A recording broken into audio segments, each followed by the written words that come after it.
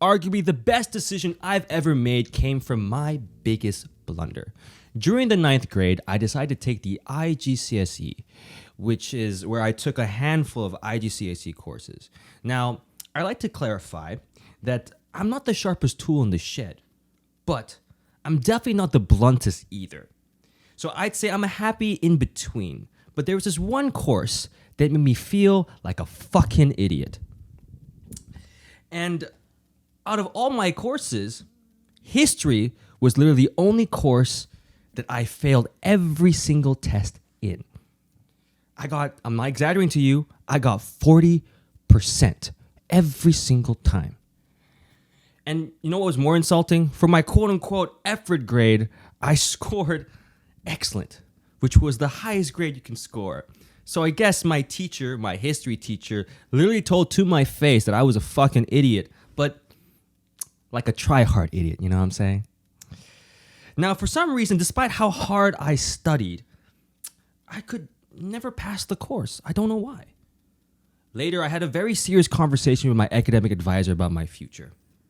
And eventually we decided that it would be best to switch courses, and rather than taking history, I'd instead take drama. Now, despite blundering so fucking badly, I wouldn't be talking here today if I hadn't taken drama, IGCSE drama. So, which brings me to this question, this little idea in my head. I guess there really are, such things as a happy accident, hey? So, I don't know. What do you think? This is just me spitting out of my head. Welcome back to our show, intimate conversations surrounding personal growth and the experience that shape us into the people that we are today.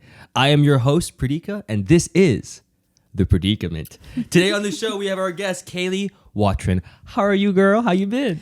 I'm doing really well, thank you. Yeah, I'm excited to be here. I'm excited to have you here. We have a fellow actor in the house. Yes. Oh.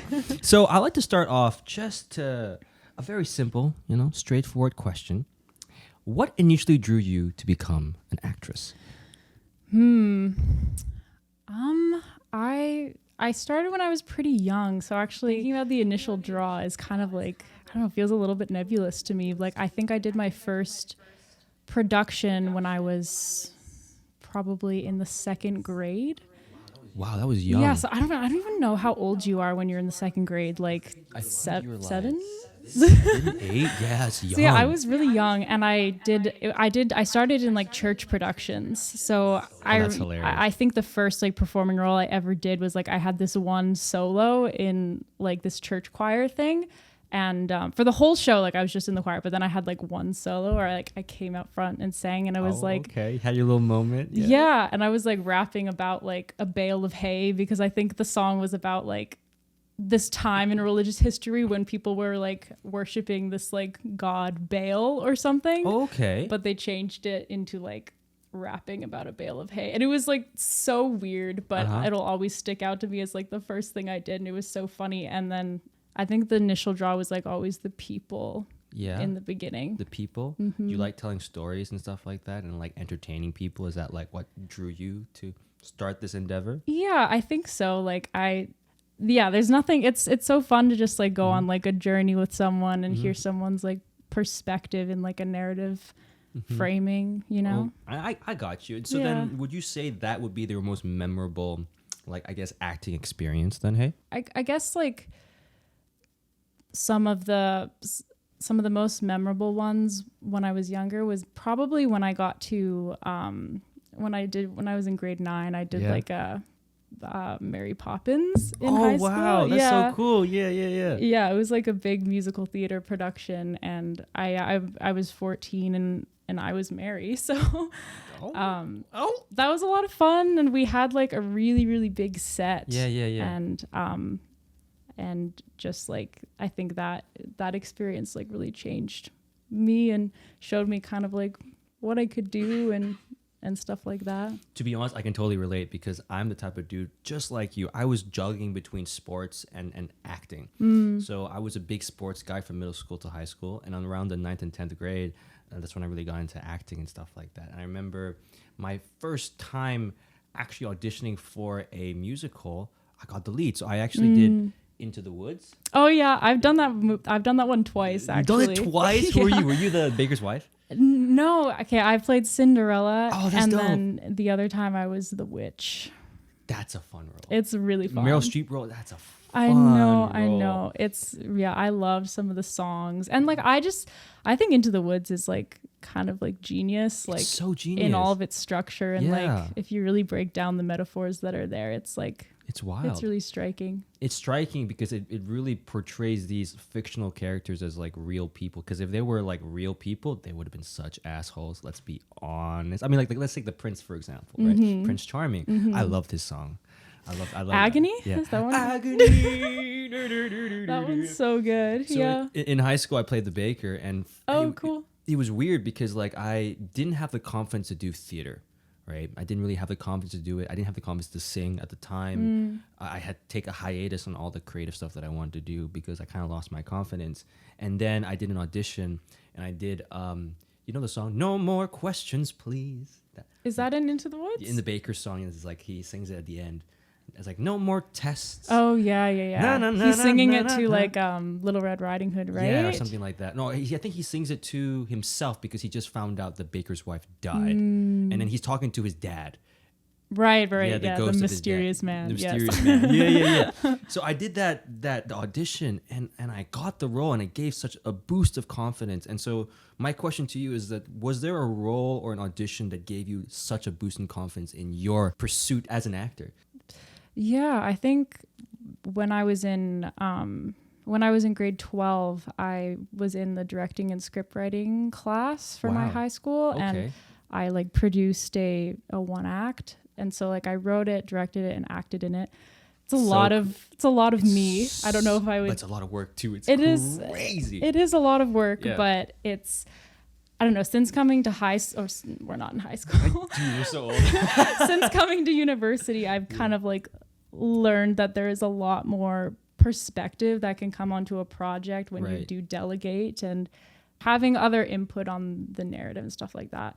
I don't know. Also, art is like so much less fun when it's just all like contrived and like Right. really like narrowly skewed, right? I think it was kind of interesting because I was always like doing shows and I was performing and stuff like that. So I had like teachers and people have this perception that I may be more comfortable with myself than I actually was. So that was kind of the dichotomy that I was straddling. So then I remember, well, in grade 12, that was the second time that I'd produced a one act. So it was a little bit different, but Right.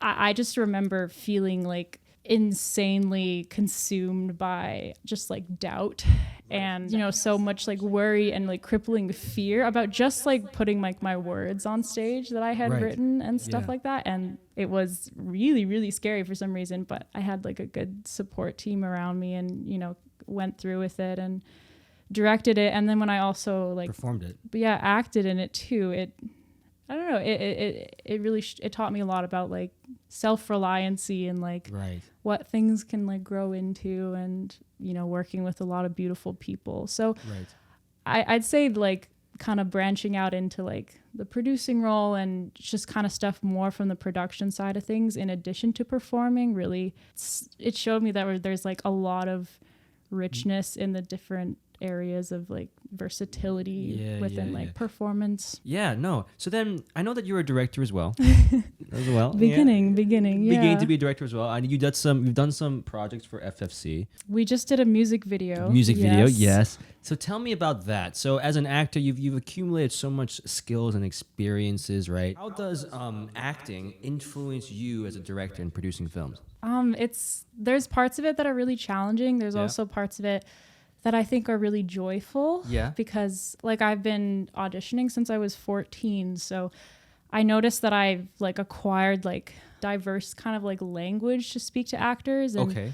I've had coaches and other actors speak to me in a plethora of ways, and I've kind of been able to field through like, oh, this metaphor really makes sense, or this direction is like really easy to integrate onto camera and stuff like that. So I felt like when I started directing, I was able to like pull on a lot of different like comparative examples that have worked for me as an actor, and I've kind of see work for other actors as well. So like kind of like talking to actors and really like getting deep into like the threads of their process and where they're going in relation to like the whole bigger scale and the whole bigger picture and the whole like whatever metaphor the narrative is dealing with, right? So that's like my favorite part is like kind of getting in the mud there with the actors. But then also I think I've gone on a little bit of a journey of like getting in there too much with them, but then also like recognizing the beauty of like giving them kind of like a platform, a springboard, but then just like letting them discover. It's hard just delegating to people and be like, hey, just I want to give you some. But it's beautiful though, because you're really cultivating a ground of trust. Right. And that's so much of what creating is. Like the artistic journey is just like it's fleshing out your relationships, your own trust within yourself and then other people. And yeah, it's a two-way street. It's wild, right? Because like even like this production right here, the Pradikament right now, I'm literally trusting Charlie, who's back at the camera right there. I'm trusting also Arkin as well in terms of helping me produce this stuff as well. I mean, I'm trusting these guys with my IP, to be honest. This is like my stuff. So it's like, it's really, when you're creating something, it's really about this level of relationship that you build as you build this like creative endeavor, right? You gotta build it together. You gotta go through the trenches together. You gotta like fight with this together, right? So that's really fucking cool. I'm not gonna lie to you. So you said that you were an actor since you were 14. So you've been in an industry for fucking forever. And you know, as an aspiring actor myself, I would love to know, like, how hard is the industry here, honestly? I think it was hard to be acting at the like pace that I was, at the age that I was too, because I was like 14 and just really, really naive to the business aspects of the industry. And I think I was exposed to kind of like some things that made me really, really critical of myself, just because, you know, like at the end of the day, like all the projects are products going to a market and my character is like going to be a part of that product. And there's certain like visuals that those products need to meet and stuff like that. And I think I took a lot of things like really personally when I was like auditioning beginning of just kind of like, because you didn't fit like a certain role that they had envisioned it. Yeah. Or just like certain things. Like I think like I just remember like being 15 and my agent being like, I need you to do this audition again because like your styling wasn't good enough. Like what do you mean by styling? Like your hair's not good enough, or like you do your makeup like a little bit more. And you know, I internalized that as like, I'm fucking ugly. Like I'm ugly, or like I'm less than, I'm not good enough as I am, or whatever. But I think it was challenging at that age to kind of like have the business elements be very present but not really understand them, and then kind of have it be conflating with my identity that was forming and was very, you know, fragile, and stuff like that. Yeah, you mentioned something about like it being a product. It's so right. I mean, we do sign a waiver every single time that I can use my face for whatever. You know, I disclose like I allow you to use my face. Is there a time where when you did a performance or you did like a gig or whatever it is, right? And then you're like, the final product looks like shit, and then you're like, I want to so badly tell the director, do you mind if I do this? Do these directors oftentimes give you the input? Like they listen to your input and follow through, or do you just have to just be quiet about it? It really depends. I worked with some directors where, I've really not fucked with what they were doing. And really not fucked with. And like just in a sense of just like, it just felt very, I don't know, surface level, and there could just be like a lot of other like details and things to be considered and stuff like that. But I think there is like a hierarchy that I was like aware of and kind of that you have to like submit to in a certain sense in a certain context. But then I think it also shapes like how I direct now too, is like just seeing different styles, seeing how different people do it, seeing what certain directors overlook, seeing what other directors like really focus on. So it all makes you better, because then it's like, even if the director is giving you something that's like challenging, it's like, okay, but how can I still make something that feels like good in my core from that, I guess. So you can see it as a challenge. Do you improve on some of the directors that didn't do you that well and then apply it to some of your directing stuff now? Yeah, I think a perspective that's helped me is just seeing everything as like a learning experience, whether it's been good or bad. Yeah. But yeah, also being critical enough of like, if something was really bad, being like, I won't tolerate this again. No, I got you. Yeah, because I've had some really bad shit experiences with directors too. I mean, I think and I'm looking at you. I think our fair share, literally. But I mean, like, it's we should be critical, and like directors should be like, they shouldn't be allowed to just be disrespectful to people, but it is also a very high stress job. It is, no, absolutely. And like, because they're like, they have so much at stake, you know what I mean? And I can definitely empathize. And going on that, you find that as an actor, you're a very empathetic person, because I feel like to embody so many different roles, you have to really get into the shoes of so many different characters, and in fact, so many different perspectives. I think when I think about like empathy in relationship to acting, I always see it as like tied to a deep and like abundant curiosity as well. Okay. Being curious about people, and then empathy kind of is like a natural consequence of that. Mm-hmm.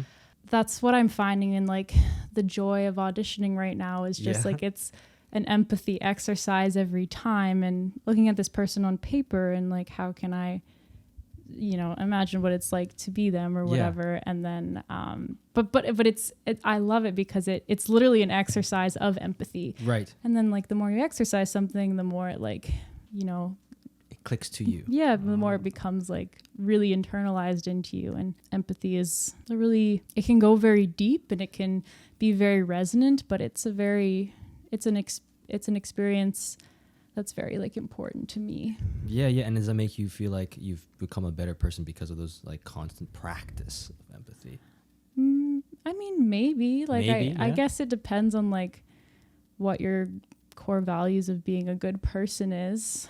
I try to just like, empathy is like about engagement. Right. Absolutely. And it's about, I don't know, really listening and really like giving people the space to be themselves. And everyone is just kind of looking for that. Right. So it's interesting to go about trying to like craft that, that space for people, and then kind of like internally doing that for these characters of like, how can I reflect on who I am, and then make space for this person that I'm trying to emulate for this story or whatever. So then, what are your approaches to acting? Do you find that most of your characters have a little bit of yourself when you play in it? With the fast pace of auditions, I do bring a lot of myself to the roles, depending on what it is. But I think it's like this dance kind of I think acting makes me very like curious of like the people around me, so that I can then look within myself, the experiences that I've had with other people. And then,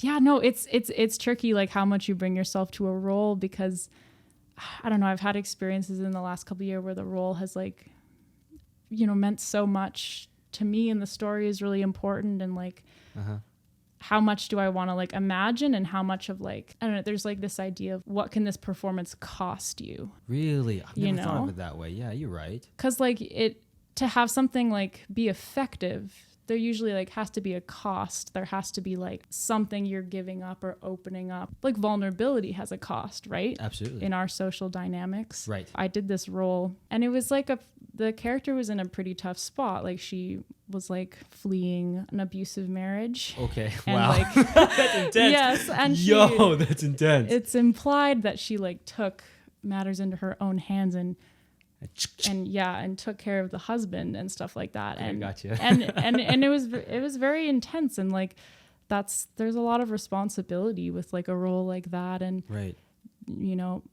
Trying to honor that through like extensive research and things like that. But I was working with a coach on it. Okay, thank God. Yeah. Because you would have gone insane. Well, no, it was tricky because I first was kind of approaching it from like a very like structural, like imaginative, like building a lot of imagery and stuff like that. But then my coach was pushing me more to like get very specific on how like these things she was experiencing, how I could like relate them very specifically to things I've had in my own life. And like that's can be a hard line to walk, but I think, I don't know, it's just like giving yourself to honor the life. Right.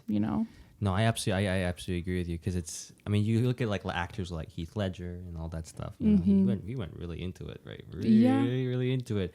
But you're right, there is a cost to it. And to be honest, until you said it, I never really thought of it that way.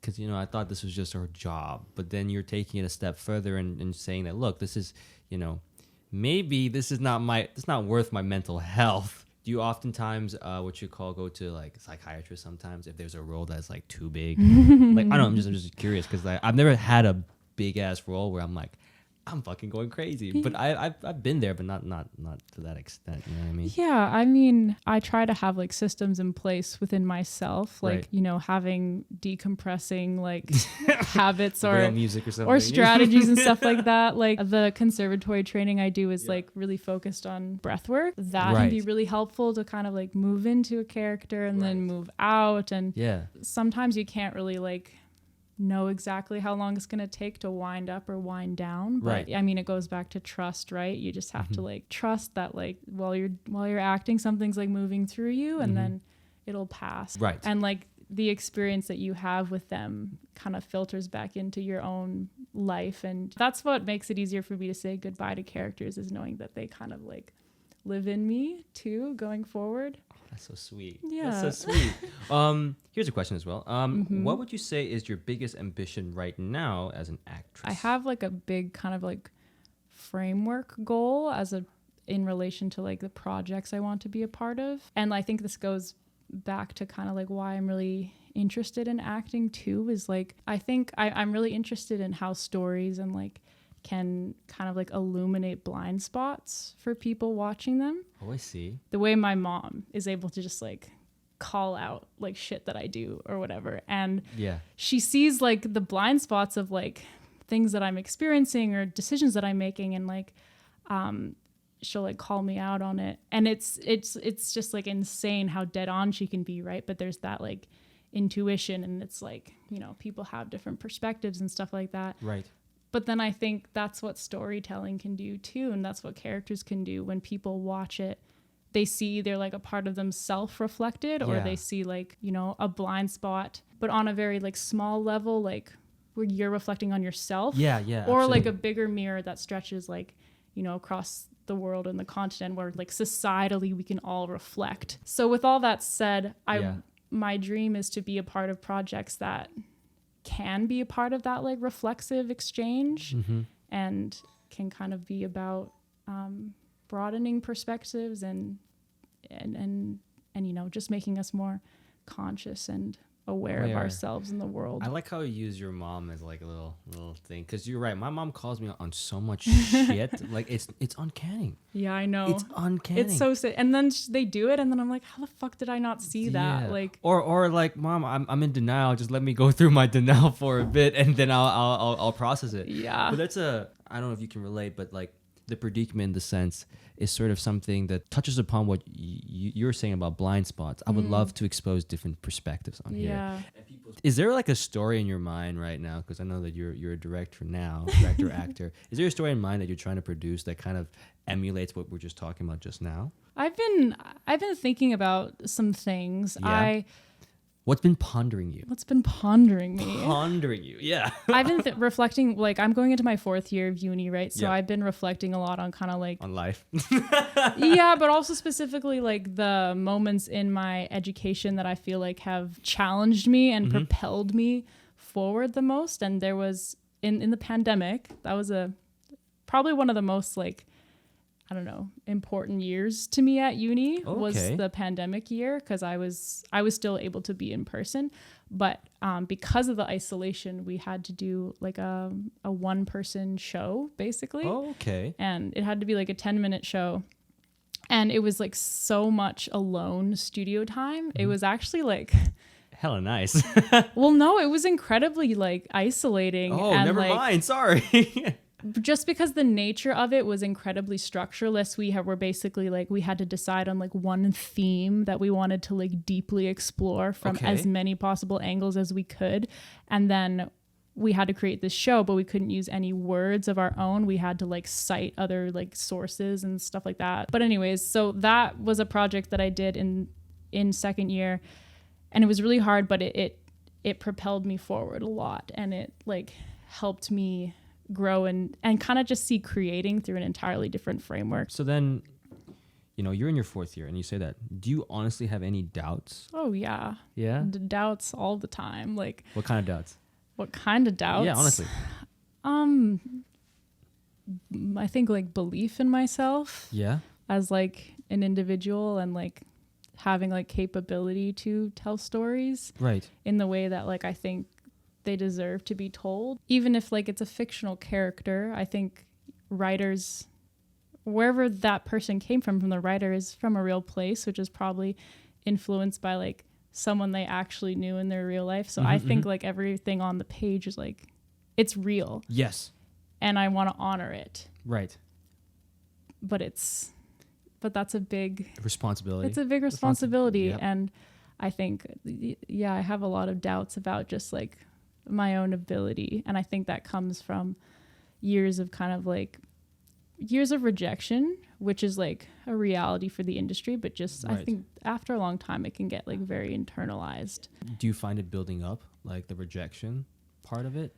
Like now maybe, or have you just kind of like dispersed it and it just piles up again and dispersed it? Or? Yeah, I think making the choice to like study theater helped a lot, because I think I was just like a structureless actor from 14 to 18, just kind of like walking through a dark room trying to turn on the lights. Yeah. But then me right here. I ain't gonna lie to you, me right here. When I do acting gigs sometimes I'm like, I'm questioning my abilities. It's crazy. But that's also the beauty of it too, is Yeah. just kind of like, sometimes you don't know what the fuck is going on, but you just find the numerosity between you and like the scene partner, and it like, sometimes magic can happen. Dude, I haven't done a scene partner in a while. It's been. What have you been doing? Just monologues? I've been doing monologues, and I'm not great at it. Not gonna lie, because you gotta take notes. You gotta tell like when you want to hit certain lines and certain words. But like, I did a training once with this acting coach, and it was such a surreal experience because you get to see these actors like really really bounce off of each other like it was nothing. I'm really out of the game because I've been focusing on like, I guess this is just my thing right now. Mm-hmm. But I would love to get back into it. Not gonna lie, I would love to get back into it and get back to the nitty gritty, because my dream actually is not to be a podcaster. Actually, I wanted to be, well, initially it was a singer. Then I wanted to be a singer, and then that didn't work out because my voice was way too low. I have a very baritone voice, and I don't think I'm very musically inclined. Then acting was one thing that I got here. But then, I'm studying business. So it's That's really helpful though. Do you think it's really helpful? Yes. Okay, shoot, tell me. I think just on like a sanity level, like looking at things through more of a business lens, I take so much shit less personally. Like when I was younger and I'd be like, oh, like I'm so ugly or whatever. It's just like, no, like actually it's just like very specific markets looking for very specific things. Yeah, it's a product at the end of the day, right? Yeah, exactly. Yeah. So like then I can kind of like, I don't know, just be like, roll that off my back, like, just business, And so would you say that, would you like to take business in the future so you can be like a better director, even a better actor? Yeah, I would for sure. For sure.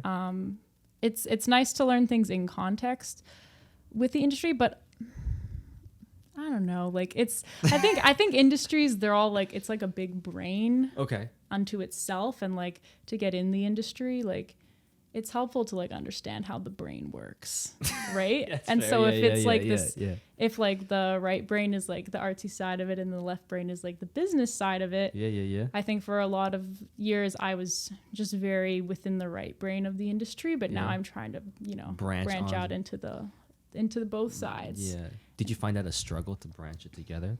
Because it's a totally different world, hey?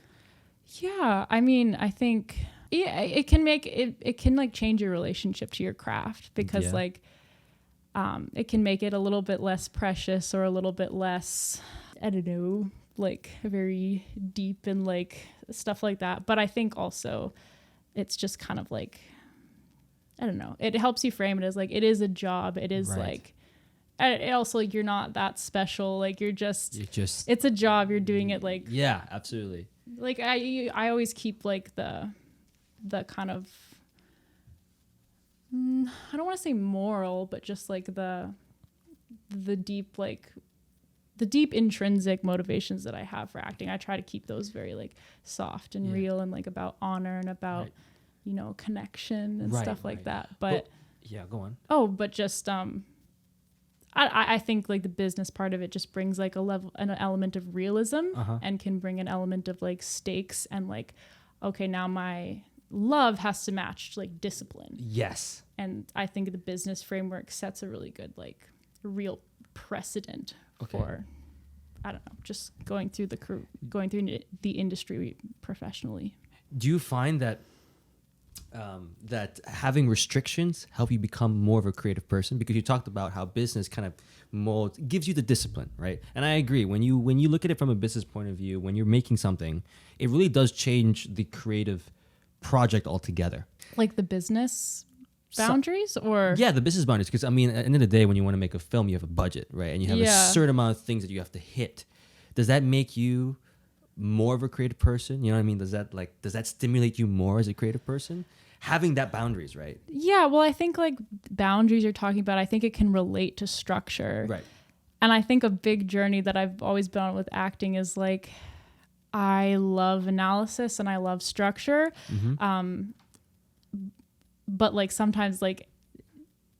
sometimes it's hard to find the structure in acting because it's so much in the moment. Yes, you're right. And it's so much of like, it's that really hard trade-off of like doing work, doing analysis, engaging with it intellectually on a certain level, and then just like letting that go. Right. It's like a really beautiful metaphor of like, you know, you go through really intense experiences that like you want to hold on to forever, but you have to let it go at one point. Right. And like move on and be in the present. So I think it's a good like constant like metaphysical like there's like that lesson that's endowed in there. Yeah.